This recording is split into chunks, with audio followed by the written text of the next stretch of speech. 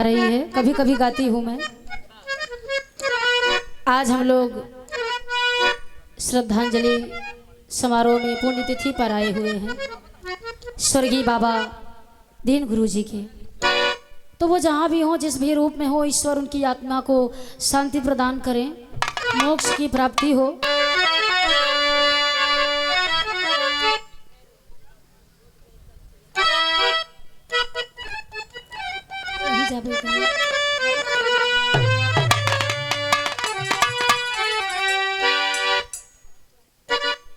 होते नहीं कभी तो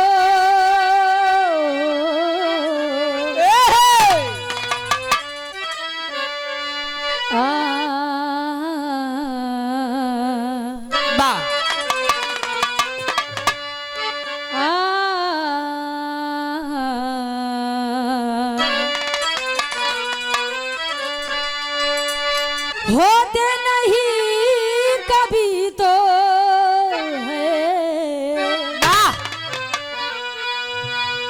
ये मैं उन गुरुजन लोगों के लिए गा रही हूँ जो लिखते हैं तो हम जैसे कलाकार गाते हैं, जिनकी लेखनी की बदौलत। ऐसे गुरुओं को सादर प्रणाम है। होते नहीं कभी तो कविता जन्म न लेती,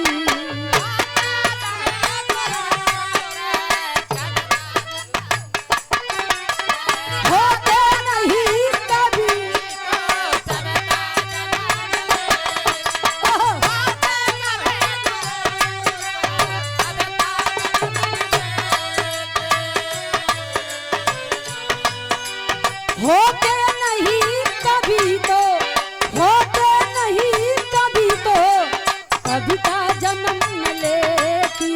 संगीत का सितारा, संगीत का सितारा बजता नहीं जहाँ में, संगीत का सितारा बजता नहीं जहाँ में, संगीत क्या बात है, बजता नहीं जहाँ।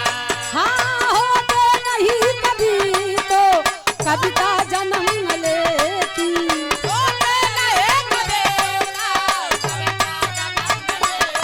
बाबा, होते नहीं कभी तो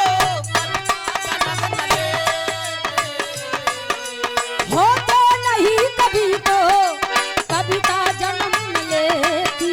संगीत का सितारा, संगीत का सितारा बजता नहीं जहाँ में,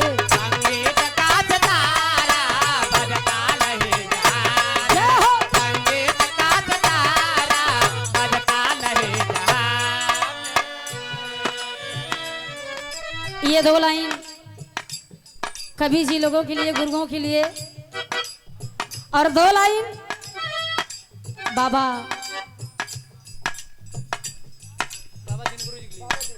और दादा बाबा दीन जी के लिए।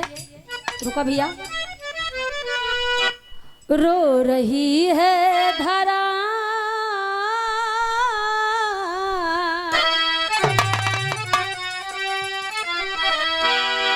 रो रही है धरा, रो रहा है गगन, माधुरी अर्पित करती है श्रद्धा सुमन। रो रही है धरा, रो रहा है गगन,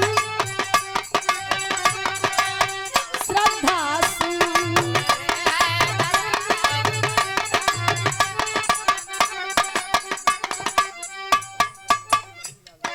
कहना है धूल का फूल जाने क्यों कुम्हिला गया,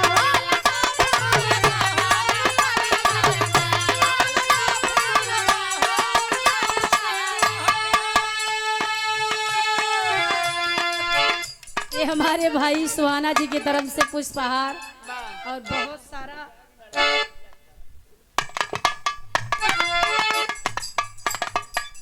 बहुत सारा प्यार मिला, और बनारसी साफा भी है। बहुत बहुत सम्मान है रोहित सुहाना जी का। पकड़ लेता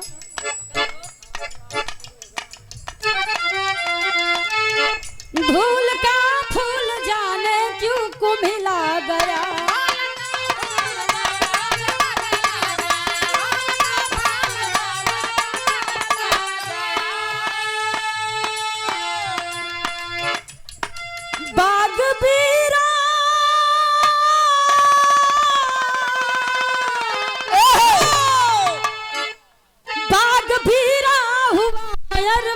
कुचला गया।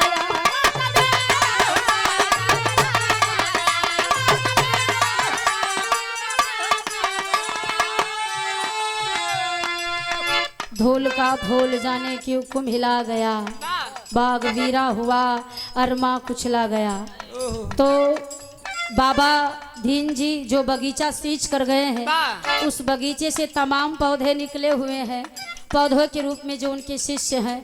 भगवान करे आप लोग अखाड़े का नाम आगे ले जाए, तरक्की पर रहें और यूं ही गाते रहें। हमारे रोहित सुहाना भैया का बहुत बहुत धन्यवाद है।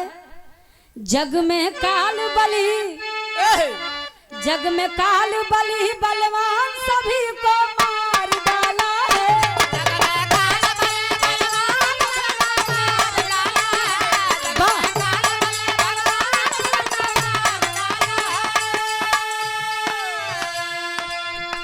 मानव तो मानव है लेकिन देव तनुज ना बचल है। समय चक्र में काल बली ए भैया ऋषि मुनि के खैले। अब देखिए लिखने वाले कवि जी ने लिखा कि मानव तो मानव है लेकिन देव दनुज ना बचले। समय चक्र में काल बली ऋषि मुनि के खैले। तो काल से कोई नहीं बचा है बाबू, स्वयं आल्हा उदल नहीं बचे जिन्हें अमर होने का वरदान था। तो हम तो साधारण प्राणी हैं, आज नहीं तो कल जाना है। तो इसीलिए कहना है शंका जरा न करना, शंका जरा न करना, दक्ष सीता संहार डाला है।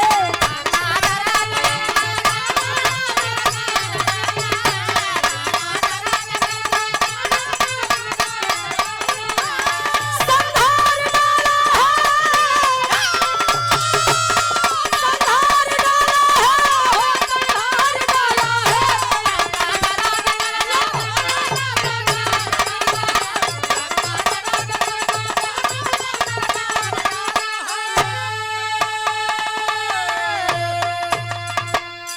शंका जरा न करना, भूप सगर को जार डाला है। मेरे गीत की आखिरी लाइन मैं बोलने जा रही हूँ, क्योंकि समय भी देख करके चलना है, इसीलिए कहना है। ए भैया जा जखान गुरु जद्दू लौटन, पर सिद्धन को ना छोड़ा। असल में लेडीज का जवन कोरस होत है वो बहुत करेजा के बले होत है। बेचारू लोगन का करेजा धुकुर धुकुर करत है। बेचारू को तो बढ़ो जाते कोनो बात नहीं भैया, कबो कबो हमरो में आई जावा कर। तो कहना है जय जखान गुरु जद्दू लौटन, प्रसिद्धन को ना छोड़ा। श्रीनाथ कवि कैलाश को काल मारा कोड़ा।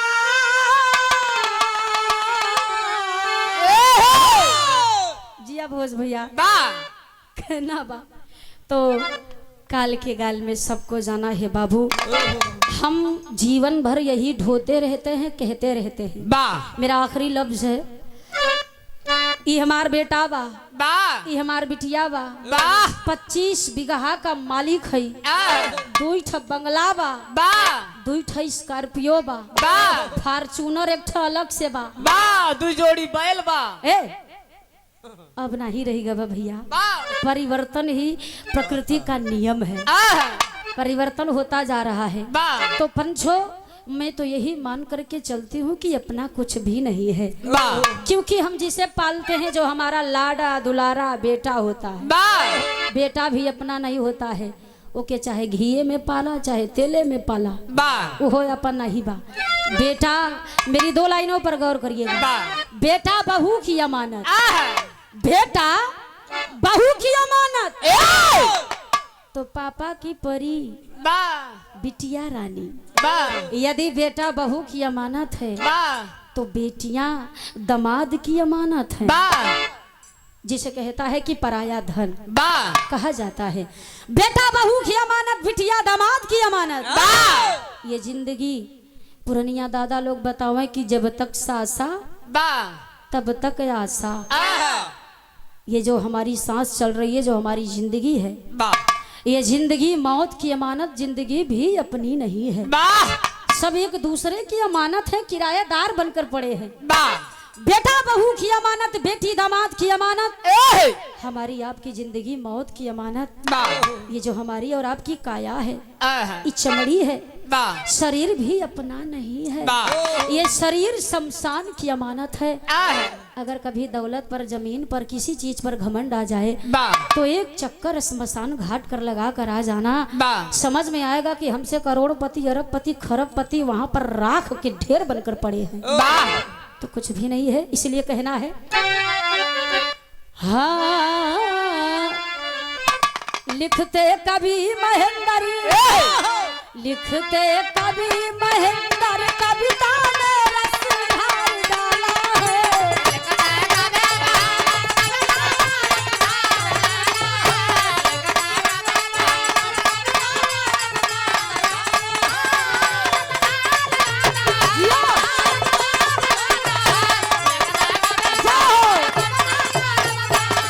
बारे भैया, लिखते कभी महेंद्र, कविता में रस ढाल डाला है।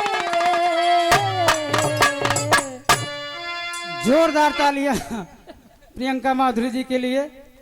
बड़ी ऊंची भाषा आपने अपने इस समय में रखा। माता सरस्वती